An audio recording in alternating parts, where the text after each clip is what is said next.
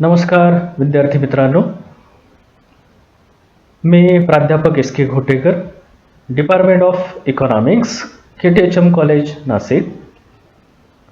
आपल्या सर्वांचे MA भाग 2 या वर्गात हार्दिक स्वागत करतो.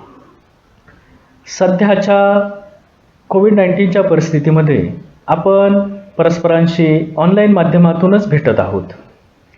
आज आपण MA भाग 2 या वर्गाचे 4 विषयांचा जो अभ्यासक्रम बदललेला आहे त्यापैकी माझ्याकडे अध्यापनासाठी असणारा समग्र लक्ष्य अर्थशास्त्र विश्लेषण पेपर 1 हा 3rd सेमिस्टरसाठी आहे व समग्र लक्ष्य अर्थशास्त्र विश्लेषण पेपर 2 हा 4th सेमिस्टरसाठी आहे.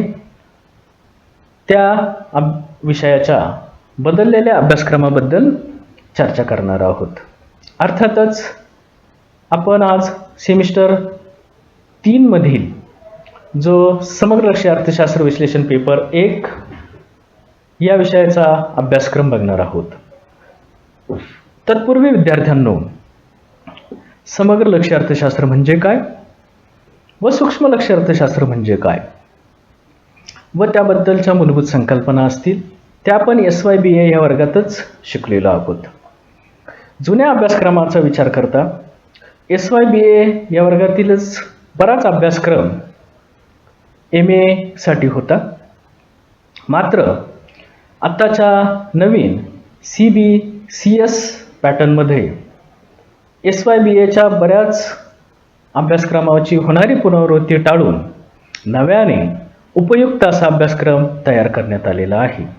म्हणून हा अभ्यासक्रम आपल्याला जास्तीत जास्त गुण तर मिळवूनच देणार आहे, परंतु सकारात्मक दृष्टिकोनातून जर बघितल्यास सध्याची जी कोविडच्या परिस्थितीमुळे सर्व देशांची जी आर्थिक परिस्थिती जी झालेली आहे त्याबद्दलचे संशोधन असेल किंवा भविष्यातील आपलं करिअर असेल, बँकिंग क्षेत्राशी निगडीत करिअर असेल, MPSC UPSC बद्दलचं करिअर असेल किंवा इंडियन इकॉनॉमिक सर्व्हिसबद्दलचं करिअर असेल, याच्यासाठी ह्या अभ्यासक्रमातील ज्या मूलभूत संकल्पना आहे त्या अतिशय आपल्यासाठी उपयुक्त आहे.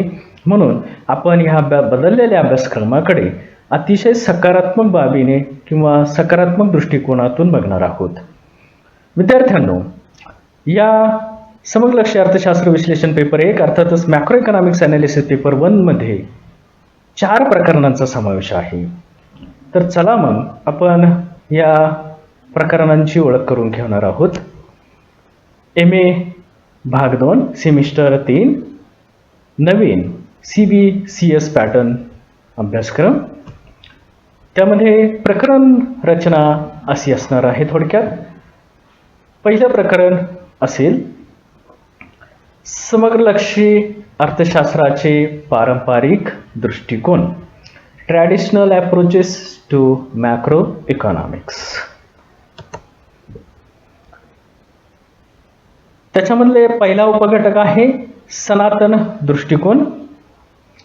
सनातन दृष्टिकोनाची ओळख आणि मुख्य वैशिष्ट्ये, अर्थातच classical approach, their introduction and their main features. दुसरा उपघटक असणार आहे केन्सवादी दृष्टिकोन आणि केन्सवादी दृष्टिकोनाची ओळख आणि केन्सवादी दृष्टिकोनाचे मुख्य वैशिष्ट्ये, Keynesian approach, their introduction and their main features.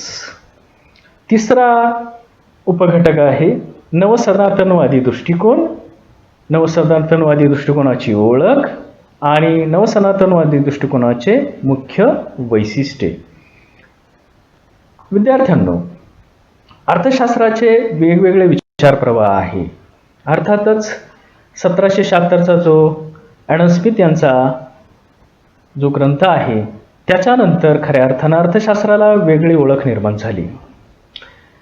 तेव्हापासून तर आतापर्यंतचे जे आर्थिक विचारांचे प्रवाह आहे त्यामध्ये वेगवेगळे टप्पे आहे आणि त्याच टप्प्यांचा समग्र लक्ष्य अर्थशास्त्राचे पारंपरिक दृष्टिकोन ह्या पहिल्या प्रकरणामध्ये 3 मूलभूत दृष्टिकोन आहेत, त्यांचा आपल्याला अभ्यास करायचा आहे. ते आपण बघितलेच आहे. सनातन दृष्टिकोन, त्याची ओळख आणि मुख्य वैशिष्ट्ये. दुसरा केन्सवादी दृष्टिकोन, त्याची ओळख आणि मुख्य वैशिष्ट्ये. तिसरा उपघटक नवसनातनवादी दृष्टिकोन, त्याची ओळख आणि मुख्य वैशिष्ट्ये. आता केन्सवाद काय आहे, सनातनवाद काय आहे व नवसनातनवाद काय आहे हे आपण जेव्हा प्रत्यक्ष ऑनलाईन माध्यमातून शिकणार आहोत त्याच वेळेस बघूच, पण तात्पुरतं सध्या प्रकरणाची ओळख. इथे आपलं पहिलं प्रकरण संपेल, नंतर आपण दुसऱ्या प्रकरणाकडे जाऊ.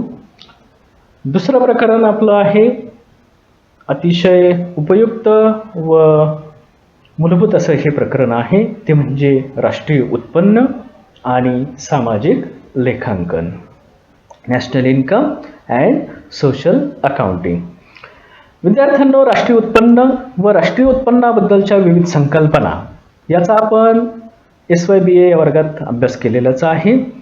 यावर्षी आपल्याला राष्ट्रीय उत्पन्न हे वेगळ्या दृष्टिकोनातून बघायचं आहे. म्हणजे अर्थातच त्याच्यामध्ये ह्या दुसऱ्या प्रकरणातला पहिलाच उपघटक असणार आहे राष्ट्रीय उत्पन्नाचा चक्राकार प्रवाह. म्हणजे राष्ट्रीय उत्पन्न जे आहे त्याचा अर्थव्यवस्थेतील चक्राकार प्रवाह. मग त्याचे वेगवेगळे प्रवाह आहे. 2 आर्थिक स्तरीय प्रवाह आहे, 3 आर्थिक स्तरीय प्रवाह आहे, 4 आर्थिक स्तरीय प्रवाह आहे. याचा आपल्याला या दुसऱ्या प्रकरणाच्या पहिल्या उपघटकामध्ये अभ्यास करायचा आहे.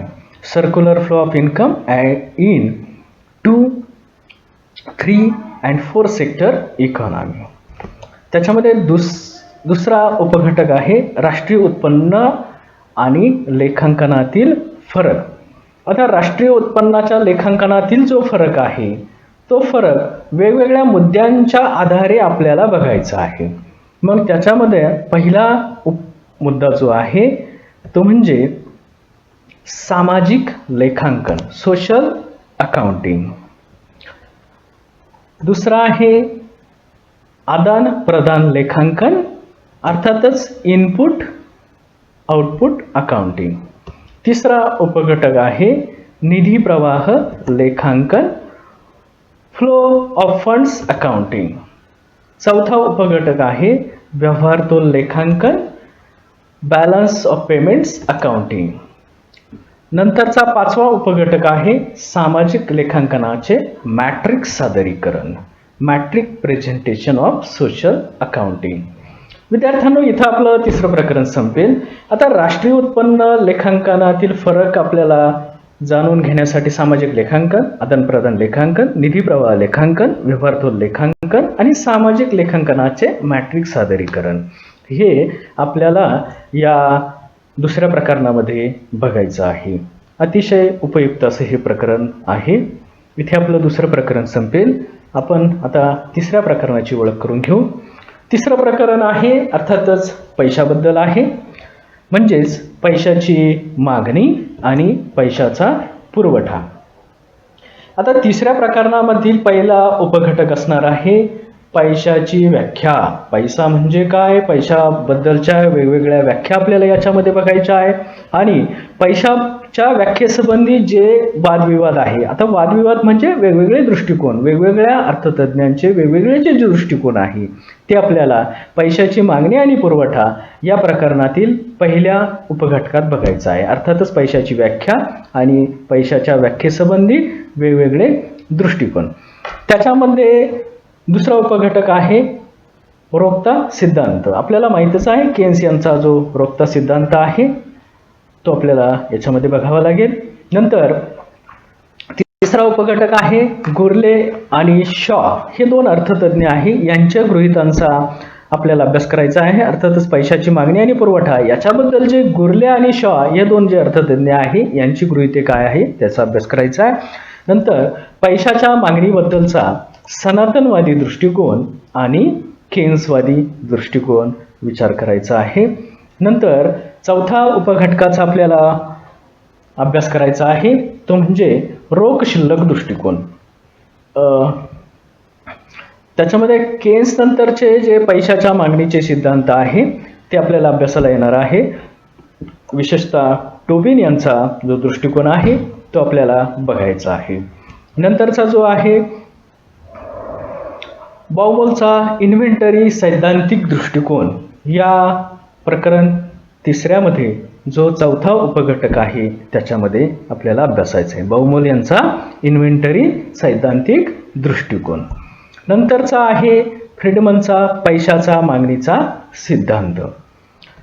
नंतर आपल्याला हेच प्रकरण आपल्याला इंग्लिशमध्ये असं आहे. इथे आपलं तिसरं प्रकरण संपेल. आपण चौथ्या प्रकरणाकडे जातोय. प्रकरण 4 पैशाचा पुरवठा, सप्लाय ऑफ मनी. आता तिसऱ्या प्रकरणामध्ये demand for money and supply of money आहे त्याच्याबद्दलचे दृष्टिकोन, पण पैशाचा पुरवठा बद्दलचे वेगवेगळे जे दृष्टिकोन आहे किंवा पैशाच्या बद्दलच्या मूलभूत ज्या संकल्पना आहे त्या सर्व संकल्पना या चौथ्या प्रकरणामध्ये आहे. त्याच्यामध्ये पहिला उपघटक असणार आहे आर्थिक मध्यस्थता. आता आर्थिक मध्यस्थता म्हणजे काय ते आपल्याला चौथ्या प्रकरणाच्या पहिल्या उपघटकामध्ये शिकायचं आहे. नंतरचा दुसरा उपघटक त्याच्यामध्ये आपल्याला अभ्यासायचा आहे बँक ठेवी निश्चित करण्याचे एक यांत्रिक मॉडेल किंवा मेकॅनिक मॉडेल. आता बँकामध्ये वेगवेगळ्या ठेवी असतात हे आपल्याला माहिती आहे. चालू ठेवी, बचत ठेवी, मागणी ठेवी, आवर्ती ठेवी, या ठेवीबद्दलचे एक मॉडेल असतं. त्याचा आपल्याला साकल्याने किंवा समग्र अभ्यास करायचा आहे. ते आपल्याला जेव्हा आपण प्रत्यक्ष या चौथ्या प्रकरणाचा अभ्यास करू त्यावेळेस आपल्याला ते समजेलच काय आहे ते.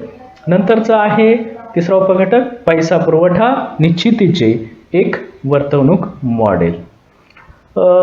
नंतर चौथा उपघटक त्याच्यामध्ये आहे मागणी निर्धारित पैसा पुरवठा प्रक्रिया किंवा मागणी निर्धारित पैसा पुरवठ्याची प्रक्रिया.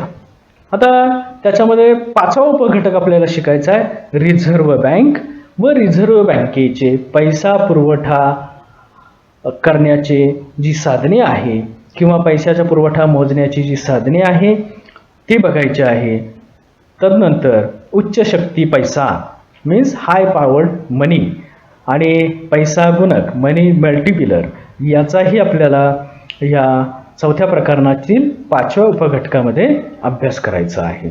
नंतरचा अतिशय मूलभूत अशी संकल्पना ती म्हणजे अर्थसंकल्पातील तूट आणि पैशाचा पुरवठा. आता विद्यार्थ्यांनो इथे लक्षात घ्या की अर्थसंकल्प म्हणजे काय, अर्थसंकल्पाचे प्रकार हे मूलतःच आपल्याला माहिती आहे, परंतु सध्या जी कोविड-19ची जी परिस्थिती आहे ना अर्थसंकल्पामध्ये जी तूट निर्माण होणार आहे किंवा जो GDPचा दर आपला घसरणार आहे तो कशा अर्थाने भरून निघू शकतो त्यासाठी ही संकल्पना अतिशय महत्त्वाची आपल्याला असणार आहे. म्हणजेच अर्थसंकल्पातील तूट आणि ती तूट भरून काढण्यासाठी पैशाचा जो पुरवठा होत असतो किंवा पैशाचा जो पुरवठा आहे तो आपल्याला याच्यामध्ये बघायचा आहे.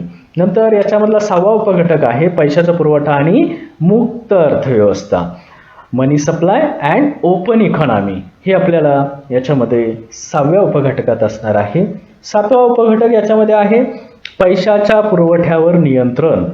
अर्थातच ते रिझर्व्ह बँकेचं असतं हे आपल्याला माहिती आहे. मग ते रिझर्व्ह बँक कसं पैशाच्या पुरवठ्यावर नियंत्रण ठेवतं किंवा मग फिस्कल पॉलिसीद्वारे आणि मॉनिटरी पॉलिसीद्वारे पैशाचा पुरवठा कसा नियंत्रित केला जातो ते आपल्याला याच्यामध्ये बघायचं आहे. अर्थातच ते इंग्लिशमध्ये पण दिलेलं आहे.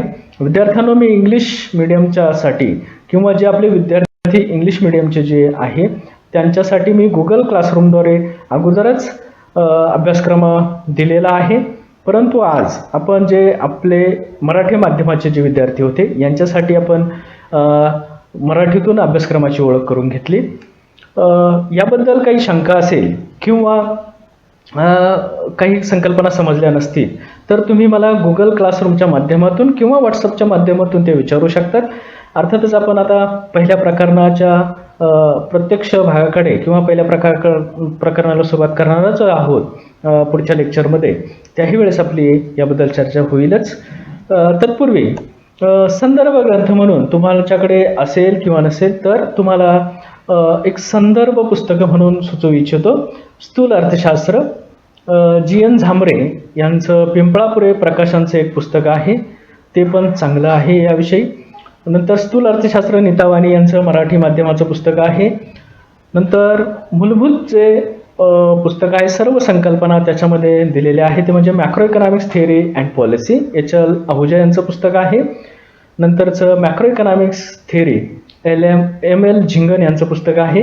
हे दोन पुस्तकं म्हणजे macro economics theory and policy and macro economics theory हे दोन पुस्तकं अतिशय चांगले आहे. विद्यार्थ्यांनी ते जर स्वतः संग्रहित ठेवले किंवा स्वतःजवळ 2-3 विद्यार्थ्या मिळून ते जर परचेस केले आणि त्याचा जर अभ्यास केला तर खूपच आपल्याला ते उपयुक्त असे असणार आहे. विद्यार्थ्यांनो, पुन्हा एकदा थँक्यू, धन्यवाद आपल्यासाठी. पुढच्या लेक्चरमध्ये आपण भेटणारच आहोत. थँक्यू.